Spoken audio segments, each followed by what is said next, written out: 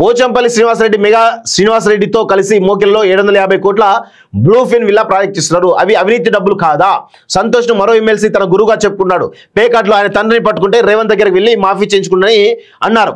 ఏసీబీకి వీరి అడ్రస్ దొరకడం లేదా అని ప్రశ్నించారు. చాలా రేవంత్ ప్రభుత్వమే బరిగీసి కొట్లాడుతున్నందుకే మా కుటుంబంపై కుట్రలు జరుగుతున్నాయని ఆవేదన వ్యక్తం చేశారు. పార్టీని జలగల్లాగా హరీష్ రావు, సంతోష్ రావు పట్టి పీడిస్తున్నారని ఆరోపించారంటూ చూస్తా ఉన్నాం. సో ఇక్కడ నేరెళ్ళ విషయం కూడా చాలా విషయాలు కూడా చెప్పింది ఆమె. సో నేరెళ్ళకు సంబంధించిన విషయంలో కూడా ఆమె చాలా సంచలనం. అది అప్పుడు మన తెలంగాణ రాష్ట్రంగా దేశవ్యాప్తంగా కూడా పూర్తి స్థాయి పెద్ద ఎత్తున చర్చ జరిగింది నేరెళ్ళ ఘటన పైన.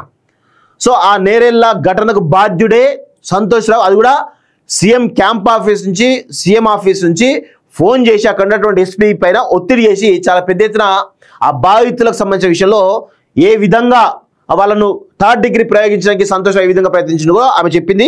సో ఆ విషయం మీద మనం ఒకసారి హరీష్ నేరెళ్ళ బాధితులు ఎవరుతున్నారో హరీష్ తోటి మనం మాట్లాడేటువంటి ప్రయత్నం చేద్దాం. ఎందుకంటే ఆయననే ప్రధానమైనటువంటి బాధ్యుడు. సో పాపం ఆయన చూడండి, ఆయన యొక్క ఫోటో కూడా ఇప్పటికి కూడా న్యాయం కోసం పోరాడుతూ ఉన్నాడు హరీష్.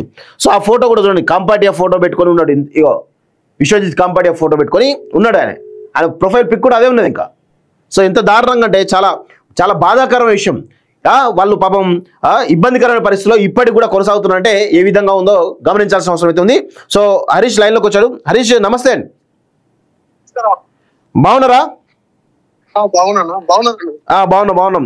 నిన్న కవిత గారు నేరెళ్ళ ఘటనకు బాధ్యుడు సంతోష్ రావు, ఆయన సీఎం క్యాంప్ ఆఫీస్ ఫోన్ చేసి మీ పైన పెద్ద ఎత్తున థర్డ్ డిగ్రీ చేయించడానికి కారణమే సంతోష్ రావు అంటూ చాలా సంచలన విషయం చెప్పింది. దాని గురించి మీరేమంటారు అసలు? ఇన్ని రోజులు అప్పుడు స్థానిక ఎమ్మెల్యే కేటీఆర్ ఉండే అన్న ఇక్కడ. అవును, ఇష్యూ జరిగినప్పుడు ఆయన సైలెంట్ గా ఉన్నాడు కాబట్టి మేము ఆయననే అనుకున్నాము అందరం కూడా. అవును. ఇప్పుడు కవితక్క చెప్పేదాకా ఇప్పుడు ఎవరికి కూడా అంటే అందరు కేటీఆర్ చేసిండనే అనుకున్నారు, మేము కూడా అనుకున్నాం. దానిపైనే గత ప్రభుత్వం ఉన్నన్ని రోజులు వారిపైన మేము దండయాత్ర లాగా చేసినాం, మాకు న్యాయం కావాలని చెప్పేసి. అవును. కాబట్టి ఇప్పుడు కవితక్క నిన్న ముఖ్యమంత్రి గారి కూతురు ఆమెనే స్వయంగా సంతోష్ రావే మాపై థర్డ్ డిగ్రీ చేసిందని చెప్పడము మాకు మా కేసుకు చాలా బలం అయిపోతుంది అన్న. ఎందుకంటే ఎన్ని రోజులు మేము ఆయన అనుకోని ఆయన మీద కొట్టలేం కానీ ఆయన కాదు ఈయన అని చెప్పిన తర్వాత ఇప్పుడు ప్రస్తుతం ఉన్న కాంగ్రెస్ ప్రభుత్వము వెంటనే సంతోష్ రావు పైన SC/ST అట్రాసిటీ కేసు నమోదు చేయాలి ఫస్ట్. ఎవరైతే మాపై దాడి చేశారో విశ్వజిత్ కంపాటి IPS పైన, సంతోష్ రావు పైన, SI రవీందర్ పైన, ఇతర పోలీస్ సిబ్బంది పైన SC/ST అట్రాసిటీ కేసులు నమోదు చేయాలి. నమోదు చేసి బాధితులమైన మాకు న్యాయం చేయాలి. గత 8-9 సంవత్సరాల నుంచి నిర్విరామంగా పోరాటం చేస్తున్నాము. మరి SP విశ్వజిత్ కంపాటిని గత ప్రభుత్వం కూడా కాపాడాల్సిన అవసరం ఏముంది? సంతోష్ రావు తప్పు చేసినప్పుడు మరి సంతోష్ గత ప్రభుత్వంలోనే మాకు సంబంధం లేని కేటీఆర్ గారు ఒక్క మాట చెప్పుంటే ఇలా ఆయనకి ఇంత చెడ్డ పేరు వచ్చేది కాదు కదా. ఇప్పుడు ఎవరు చేసిన తప్పుకు మీరెందుకు బలవుతున్నారు? అవును. కానీ ఇక్కడ ఒక విషయం ఏంటంటే కవిత గారి కంప్లీట్ ప్రెస్ మీట్ లో KTR ను కానీ KCR ని కానీ ఏమనకుండా హరీష్ రావు సంతోష్ టార్గెట్ చేస్తోంది. సో ఇప్పుడు నేరేళ్ల గడ్డ సంబంధించి KTR ను కాపాడే ప్రయత్నం కవిత చేస్తుంది అనుకోవచ్చా? అన్న వాస్తవ విషయాలు ఇప్పుడు కవితక్క చెప్పిన దాని ప్రకారం అయితే ఇప్పుడు సంతోష్ రావు అయితే క్లియర్ గా అర్థమైందన్న. అవును. దీంట్లో ఎంక్వైరీ పూర్తి స్థాయి ఎంక్వైరీ చేసి తెలుసుకోవాల్సింది ప్రభుత్వం అన్న. అవును. ఇప్పుడు ఇలా సంతోష్ రావు ఉన్నాడా, KTR ఉన్నారు, ఇంకెవరు ఉన్నారు అని చెప్పాల్సింది ప్రభుత్వము.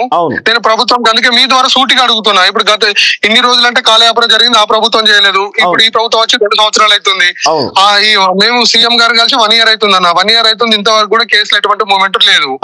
ఇప్పటికైనా ప్రభుత్వానికి ఇప్పుడు కవితను స్వయంగా మాజీ ముఖ్యమంత్రి కూతురు ఆమె చెప్పింది, ఆమె చెప్పిన వాగ్దాన్ని సుమోటోగా తీసుకుని ఇప్పటికి కూడా ఎంక్వైరీ చేయొచ్చు కదన్నా. అవును.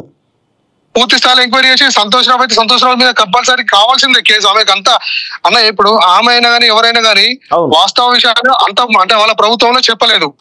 వాళ్ళ ప్రభుత్వం మరి బ్యాడేస్తా అనుకున్నారా లేకపోతే ఏమని ఆలోచించారో తెలియదు. మరి ఇప్పుడు ఆమె క్లియర్ గా చెప్పింది సంతోష్ రావు అని. సంతోష్ రావు అన్నప్పుడు ఆయన మీద చేయాలి కదన్న ప్రభుత్వం కూడా. వెంటనే అతని పైన అట్రాసిటీ కేసులు చేయాలి, ఎంక్వైరీ కూడా పూర్తి స్థాయిలో చేయాలన్న. ఇప్పుడు కవిత చేసిన వ్యాఖ్యల పట్ల మీరు ఏమైనా కార్యాచరణ సిద్ధం చేస్తున్నారు దీనికి సంబంధించి? తప్పకుండా ఇప్పుడు వీళ్ళకి సంబంధం లేనప్పుడు వీళ్ళని కూడా కలిసి వీళ్ళ మద్దతు కూడా నేను తీసుకుంటానా. అవును. కలుస్తారా మీరేమన్నా? తప్పకుండా కలుస్తామన్నా. తప్పకుండా 100% కవితను కలుస్తాము, KTR గారిని కూడా కలుస్తాము. ఇప్పుడు వీళ్ళ తప్పలేనప్పుడు మరి వీళ్ళ గురించి ఎందుకు ఆయన ఆర్గ్యుమెంట్ చేయడం? వాళ్ళ దగ్గర పోయి మాకు మద్దతు ఇవ్వని అడుగుతాము. మాకు సపోర్ట్ ఏమని అడుగుతాం, గత ప్రభుత్వంలో చేయలేదు కనీసం ఇప్పుడన్నా మాకు మద్దతు తీరి మాకు న్యాయం జరుగుతుందని చెప్పేసి వాళ్ళ దగ్గర పోయి కూడా మేము అడుగుతామన్నా. ఇప్పుడు బాధ్యుడు సంతోషరావు అన్నప్పుడు సంతోషరావు మీద చర్య తీసుకోవడానికి వీళ్ళకైతే ఏమి ఇబ్బంది ఉండదు. కంపల్సరీ వీళ్ళు మాకు మద్దతు ఇవ్వాల్సిందే, వీళ్ళు మాకు మద్దతు తెలపాల్సిందే, మాకు న్యాయం జరిగే వరకు వీళ్ళు కూడా మాకు తోటి మా పోరాటంలో పాల్గొనాల్సిందే కంపల్సరీ. అవును. అయితే ఇక్కడ విషయం ఏంటంటే ఇప్పుడున్నటువంటి ఈ రాష్ట్ర ప్రభుత్వం కాంగ్రెస్ ప్రభుత్వం మీకు అగెనెస్ట్ గా విశ్వజిత్ కంపార్టీకి సంబంధించిన కేసులో ఆ ప్రభుత్వమే లాయర్ ను పెట్టి వాళ్ళకి సపోర్ట్ విశ్వజిత్ కంపార్టీకి సపోర్ట్ గా ఉందనేది తెలుస్తోంది. దాని గురించి మీరేమంటారు అసలు? అన్న ఇప్పుడైతే లేదన్నా, గత ప్రభుత్వంలో ఉండే. ఇప్పుడు అడ్వకేట్ జనరల్ ఉన్నారు, అడ్వకేట్ జనరల్ తోటి కూడా మేము మాట్లాడినాము, ఆయన కలిసినాము, జరిగిన సమస్య కూడా చెప్పిన వాళ్ళు సానుకూలంగానే స్పందించారు. కంపల్సరీ మాకు న్యాయం జరిగే విధంగా ప్రభుత్వం కూడా ఆలోచన చేస్తుందని చెప్పారు. ఆ ఆలోచన ఏదో ఇంత మంచిగా క్లియర్ గా చెప్పిన ఎవిడెన్స్ ను బేస్ చేసుకొని చేయమని మేము అడుగుతున్నాము. ఓకే, ఇంత క్లియర్ గా ఓపెన్ గా 4 కోట్ల మంది ప్రజలకు తెలిసింది. ఎవరు సంతోషరావు చేయించండి, అదే సంతోషరావు మీద ఎంక్వైరీ చేసి పూర్తి స్థాయిలో కేసులు పెట్టండి. విశ్వజిత్ తీసుకురారి, ఎస్ఐ రవీంద్ర తీసుకురారి, అందులో దొంగలు ఎవరు దొరెవరు ఎవరు అనేది బయటపడుతుంది కదా. అవును. అంటే మీరు నేరెళ్ళ గ్రామం సంబంధించిన వాళ్ళు, ఆ నేరెళ్ళకి సంబంధించిన ఇసుక విషయంలో సంతోషరావు పాత్ర ఉంది, ఆయన బిజినెస్ చేసిన విషయం మీకు తెలియదా? అప్పుడు అన్న తెలుసు అన్న, తెలుసు. కాకపోతే అప్పుడు ఇక్కడ స్థానికంగా ఎమ్మెల్యే ఉన్నది కేటీఆర్ కదా అన్న. ఓకే. ఇప్పుడు అదే రోజు కనుక కేటీఆర్ గారు మాకు సపోర్ట్ చేసినట్టు ఉంటే మేము కేటీఆర్ ఎందుకంటే వాళ్ళు సంతోషం ఉంది కదా, మాకు చేసేంత ఫైట్ అంతా ఆయన మీద చేస్తుంటాం కదా. అవును. అప్పుడు వాళ్ళ ప్రభుత్వం ఉన్నది కదా, ఆయన మీద యాక్షన్ తీసుకొని న్యాయం చేస్తే మాకు ఇంత పోరాటం చేయాల్సిన అవసరం ఏముందన్న? అవును. అంటే కేటీఆర్ చెప్తే వినని పరిస్థితిలో విశ్వజిత్ కంపార్టీ ఉండేనప్పుడు ఇక వాళ్ళ ప్రభుత్వము వాళ్ళ మధ్యలో ఎట్లా జరిగిందనేది తెలియదు. కానీ ఇప్పుడు విశ్వజిత్ కంపార్టీని ఎవరు తీసుకొచ్చారు అనేది కూడా మాకు తెలియదు. కేటీఆర్ తీసుకొస్తారు కదా, ఆయన నియోజకవర్గం మినిస్టర్ ఆయన తీసుకొస్తారు కదా, ఆబ్వియస్ గా ఆయన కాకుండా. కానీ సంతోష్ రావు ఇక్కడ పనిచేస్తుడు కదన్నా. నేను ఏమంటున్నానంటే స్థానిక ఎమ్మెల్యే ఆయననే కావచ్చు అన్న, అన్ని రకాలుగా ఆయననే కావచ్చు. కాబట్టి సంతోష్ రావు వచ్చి ఇక్కడ పని చేస్తుండే సంతోష్ రావు అక్కడ సీఎం గారి దగ్గర ఉన్నాడు కాబట్టి చేయించుకుంటారనే కదా అన్న వాదన. ఇప్పుడు నిన్న కవితకు కూడా క్లియర్ గా అదే చెప్పింది, సీఎంఓ దగ్గరుండి ఫోన్ చేయించి అక్కడ స్థానిక ఎస్పీలను కానీ వాళ్ళని కానీ వీళ్ళని కానీ మేనేజ్ చేసి బాధితులను పార్టీకి చేయించింది సంతోష్ రావు అని చెప్పారు క్లియర్ గా. అవును, అంత క్లియర్ గా కవితగా చెప్పినప్పుడు ఈయనది ఇక్కడ ఏం నడుస్తుందని నేను ఎట్లా మేము ఎట్లా అనుకోవాలన్నా? ఓకే.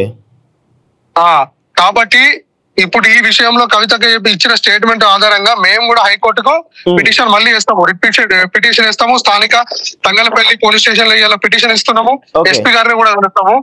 సంతోష్ రావు పైన, ఎస్పీ విశ్వజిత్ కంపార్టీ పైన, ఎస్ఐ రవీందర్ పైన ఆ రోజు మా పార్టీకి ఎవరైతే పాల్గొన్నారో వాళ్ళందరి పైన కావాలన్న కేసులు. ఎందుకంటే ఇది చట్టం అనేది కంపల్సరీ ఉన్నది, సామాజిక ప్రజలకు కూడా ఇది వర్తిస్తుంది అనే విషయాన్ని కాంగ్రెస్ ప్రభుత్వం ఇలా నిరూపించుకోవాల్సిన అవసరం ఉన్నది. అవును అవును అవును. Okay okay.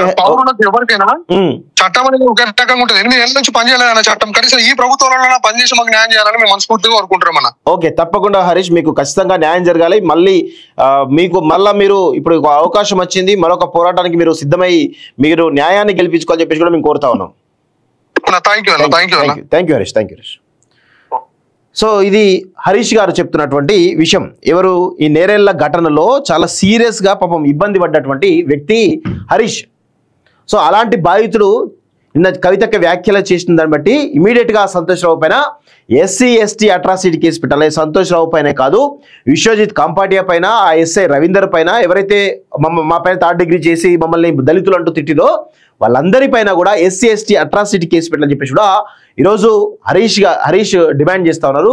మరి ఈ రాష్ట్ర ప్రభుత్వం మరి సంతోష్ రావు పైన చర్యలు తీసుకునే అవకాశం ఉంటుందా లేదనేది కూడా చూడాల్సిన అవసరం అయితే ఉంది.